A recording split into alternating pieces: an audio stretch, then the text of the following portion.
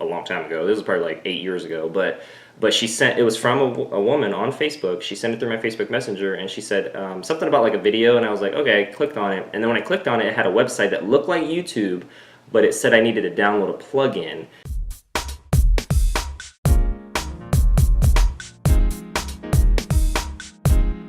There is like a upfront cost, and I know one of my previous business partners, he was a kind of a marketing specialist, and he talked about either the event's free and then there's like back of the room sales, or you charge on the front end and then there's no back of the room sales, and that's pretty much it. So those are a couple like concepts of like, hey, if you have information and knowledge to share, once you have enough of a fan base or brand awareness or demand where you can do something with that, those are a couple options too. That were mentioned. So yeah, and a lot of, in Southern California, there are a lot of amazing coaches popping up, but that have, they don't have that brand awareness. So how are they going to get out there? Right. And that's the way, like doing workshops that are usually free or up to like $10, because you kind of want them to make that commitment. So $10 is not going to break the bank, but be enough that they paid where they are actually committed to go. Yeah, and I see, it's kind of cool to see some people that I follow and subscribe to on YouTube who go from like basically no subscribers. Like there's one guy that he has gone from like 0 subscribers to, he's approaching 600,000 subscribers on YouTube within a year. And that's like crazy because he does a lot of, he piggybacks off of what's worked and like doing interviews off of like, and like basically almost like mimicking or copying what other people have done, but like really interesting interviews. And he adds like memes and sound effects and really funny stuff. But I've seen other people have a similar route, and what they do with their subscriber base is when they get to a certain amount, I don't know what number that is, it's maybe quality of subscribers too, but then they can start touring.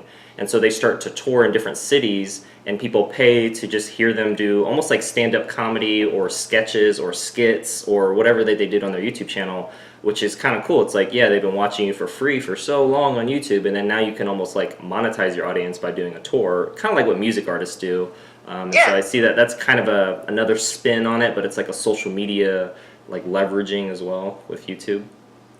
That's awesome. Yeah, because especially with social media, the numbers that you work with in marketing there's between a 3 and a 5% conversion rate. But in live events, there's up to a 30% conversion rate. Yeah, that makes sense. So it is hard to fill those events, but your conversion rate is going to be much higher. So if you are doing back of the room sales, you want to consider that you have already warmed up the audience a lot, where if you're like, just click this link and pay me, people are going to do it because you're standing in front of them with authority, and you're also connecting with them personally, which is what is really lost on social media, I feel. Yeah, and I kind of got I call it a quick call to action Facebook Messenger, where someone was basically like, hey, there's an event coming up, it's this amount, boom, and a really long description. And I'm almost like, well, I haven't really been warmed up, I guess, enough to the value that's being offered, nor do I have a need that I am, I guess, aware of for that. Like, I'm in content produce mode and like execution mode for a lot of my content, so it's kind of hard for me to be like, yeah, let me just go spend 2, 3, 4, 6 hours just kind of absorbing content when I'm really needing different things. I think, and it is kind of like a build your business type of workshop, which is cool. But I don't know. I guess I have to have a need and be looking for something is my point, I guess, and then have to feel that the time I'm spending there is going to be better than if I weren't spending it there. Yeah, as and that's consumer. One of like the top marketing mistakes for events and businesses is sometimes they automate and do that, and so what happens is they don't know their target market, so they don't know who exactly you are or who they need to be talking to, and then on top of that, they don't know where you are. There's something called like a buyer's journey. So it's like a whole circle of, awareness, and then they warm up, and then they're going to convert, right? And so sometimes if you get someone and they're not in the right space of the journey, like you weren't warmed up enough, you're going to lose that client. And so that's really, really important to highlight, of like being aware of that, because sometimes you can shoot yourself in the foot doing marketing that way. Right. So understanding the target market, I know you mentioned that. Like, so kind of some of the things that I guess from my experiences, and then you can kind of add some of you had some really good terminology when we were talking a little bit back and forth, but when it regards to planning an effective event, kind of what I had down was event choice, but it's focusing on the needs and goals of the audience, so kind of a little bit of a reiteration of what we said. When it comes to the marketing side, it's, I use Facebook events, Eventbrite as well, and then email blast, text message, and then I try to use bit.ly links so I can track who clicked on what as well. And those are kind of like really helpful in making sure I get the word out. And I'm not sure what your thoughts are on like phone call invites, but I know from what I've seen other people do, it's like phone call. I guess it kind of depends on what it is, but phone calls can be seen more as like an intrusion now. And I think Gary Vee kind of said it best. It's like he asks his audience whenever he does workshops. He does a lot of his for free, but he says, like, with a show of hands, how many of you feel like when somebody calls you, they're invading your privacy? And then, a lot of people raise their hands, or like they're interrupting your life when you get a call. And then he's like, all right, well, what about, how would you feel if they texted you instead? And then most people were like, yeah, just text me. So it's just like, it's almost like we're moving away from phones as being seen as a primary way to communicate to people on the front end, and moving more towards like, just shoot me a quick text. I don't know. What are your thoughts on that? With the phone call, I completely agree with him. It is a little bit of an intrusion, especially since there are more and more entrepreneurs popping up, right? So the way that I host my meetings are via phone calls. So like right now, I'm on my phone doing a live. If someone calls me, that's going to interrupt the live kind of thing. Right. And so right.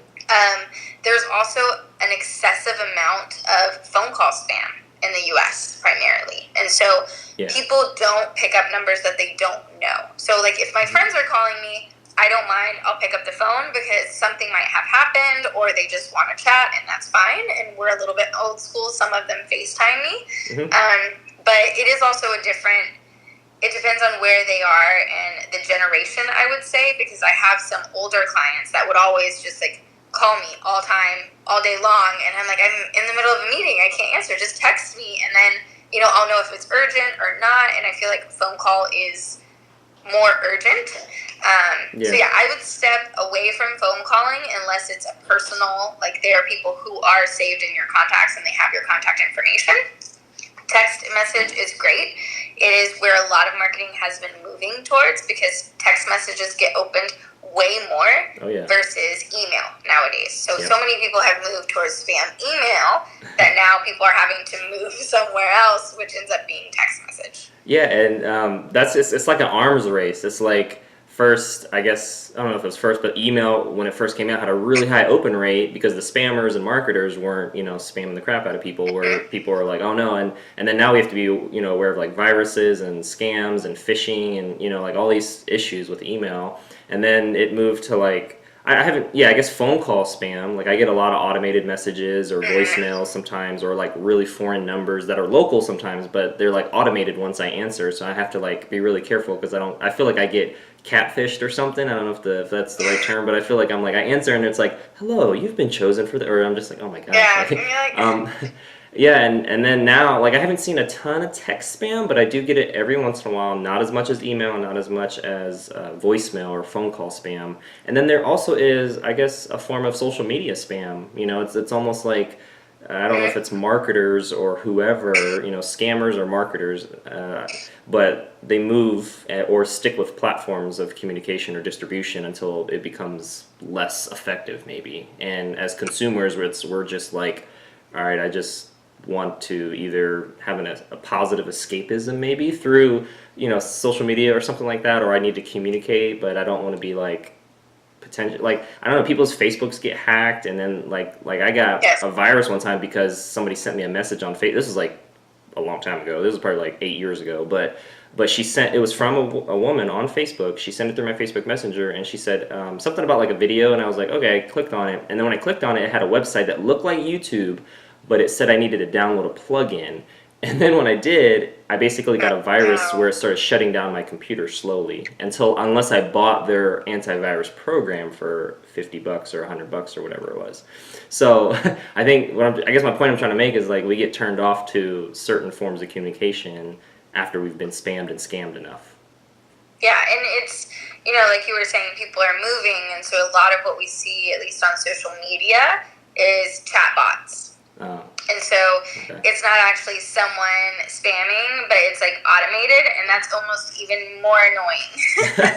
I actually signed on for something. I like commented on a post. It was like a live, and I was like, "Oh yes," and I commented, and so they started messaging me, and it was just like every day, a couple times a day, just a message. And so I look at my Facebook, and now I'm using that as a platform for my business. And it was just really, really annoying. So I just blocked them and I like reported them. I was like, it's just too much. It's excessive. And that's another thing. When you are marketing, know your limits, right? So when you are interrupting people, provide value, right? Because people's time is very, very valuable. So if you're interrupting them and sending them a message that they're opening, make sure that it is valuable and it's something that you would like to receive as well, versus just overloading them with information that's pretty much crap that they're not going to read or engage or click or take action with.